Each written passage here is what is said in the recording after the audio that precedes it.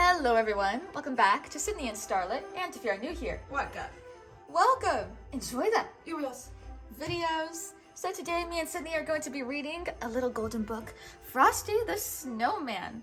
So let's begin.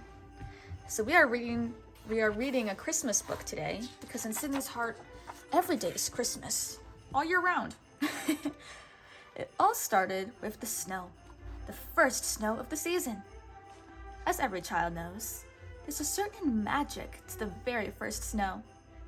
And when it falls on the day before Christmas, something wonderful is bound to happen. "Children, back to your seats," called the teacher. "The snow can wait. I've hired Professor Hinkle, the magician, to entertain us for our Christmas party." Unfortunately, Professor Hinkle was just about the worst magician in the world. "And so I put the eggs into my magic hat," said Professor Hinkle. "Abracadabra! And voila! The eggs have turned into a mess. Where is my rabbit? Hocus Pocus, where are you?" He didn't know that his rabbit, Hocus Pocus, was hiding in the hat. "The only thing this hat is good for is the trash can," said Professor Hinkle. But the hat didn't stay in the trash for long. The hat, with Hocus Pocus underneath, hopped out the door.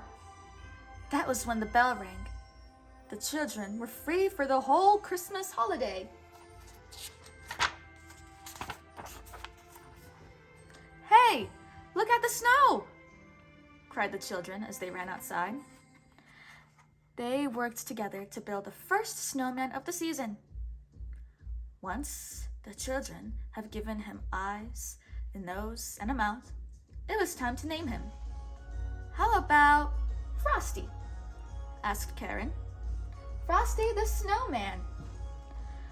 The children danced around Frosty as they sang about his button nose and his eyes made out of coal.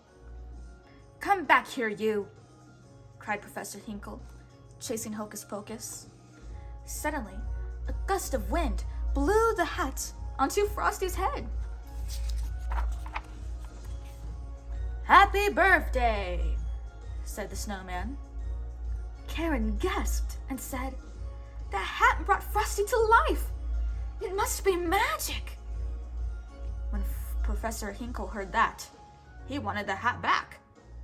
"But it's not yours anymore," protested Karen.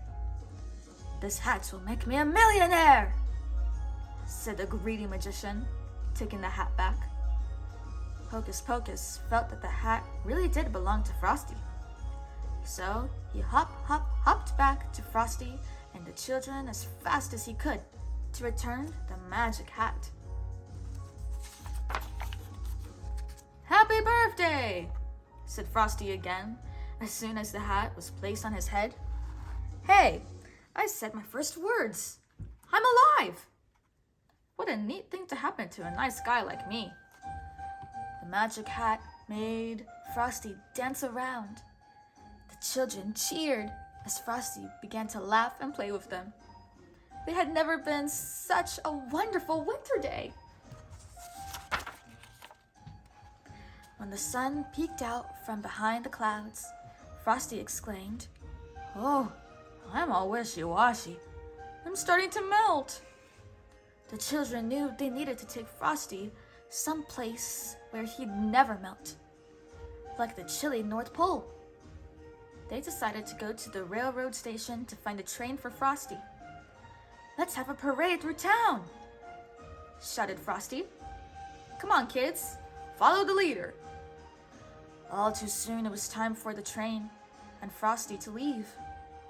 "I'll go with you, Frosty," said Karen. "I'm sure I'll be back in time for supper." Karen, Frosty, and Hocus Pocus jumped into a refrigerated boxcar on a freight train headed north. No one saw Professor Hinkle sneak under the train car and hold on. The refrigerated boxcar is a splendid way to travel. Splendid, that is, if one is a snowman or a furry-coated rabbit. But for a little girl like Karen, it was just too cold. So when the freight train made a stop, Frosty got them all out. No one saw Professor Hinkle jump off too. Frosty took Karen and Hocus Pocus to a wooded glen where they found animals decorating the trees for their big celebration. They knew Santa Claus was coming that night. After Hocus Pocus spoke to the animals, they agreed to build a campfire to keep Karen warm. But it didn't take long for Professor Hinkle to catch up with the friends. "Get on my shoulders, Karen," cried Frosty. Frosty, since he was made of snow, was the fastest belly whopper in the world. Soon, he and Karen were sliding down a hill, leaving that greedy Professor Hinkle far behind. At the bottom of the hill was a tiny greenhouse for growing tropical poinsettias for Christmas. It was the perfect place for Karen to stay warm. "Frosty, you'll melt in here," warned Karen. "I'll only stay inside for a minute," Frosty assured her. But that nasty Professor Hinkle caught up with them once again. He locked the door, trapping the friends inside. That night, Hocus Pocus led Santa Claus to the greenhouse to save Frosty. But by then, poor Frosty had melted completely. "Don't worry, Karen," Santa said kindly. "Frosty's not gone for good. You see, he was made out of Christmas snow. You can bet your boots that when a good, jolly December wind kisses it, it'll turn into Christmas snow all over again. Just watch." Santa opened the door, and when the wind whirled in and out, Frosty was back. Santa was about to place the magic hat on Frosty's head when Professor Hinkle shouted, "I want that hat and I want it now!" Santa replied, "If you touch this hat, I'll never bring you another Christmas present. Go home right now and write, 'I am very sorry for what I did to Frosty,' 100 zillion times. Then maybe, just maybe, you'll find something in your stocking tomorrow morning." Professor Hinkle was very sorry indeed. He ran straight home to start writing. "Happy birthday," said Frosty once more. Karen was happy to see her friend again. But now it was time to go home. Santa put Karen in his sleigh and promised her that he would take Frosty back to the North Pole with him. Karen hated to say goodbye to Frosty, but Santa said that Frosty could return every year with the magical Christmas snow. Frosty waved goodbye as he hurried on his way. He shouted a promise to return the following Christmas. And every year, he did just that. Merry Christmas! The end.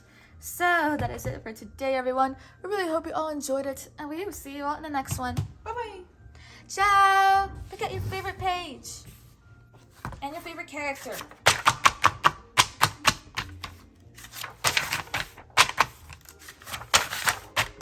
Sydney usually picks out the books we read for our videos, and she chose Frosty the Snowman for today.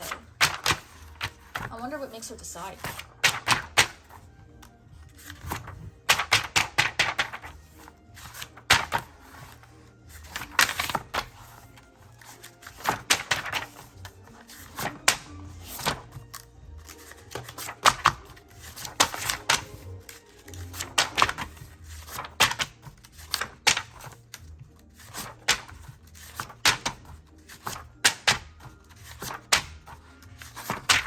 She's really making sure she picks out the right page.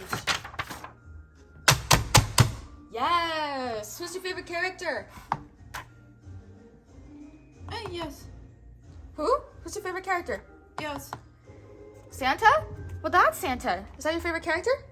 Santa. Ciao. Good. Santa. Merry Christmas, everyone.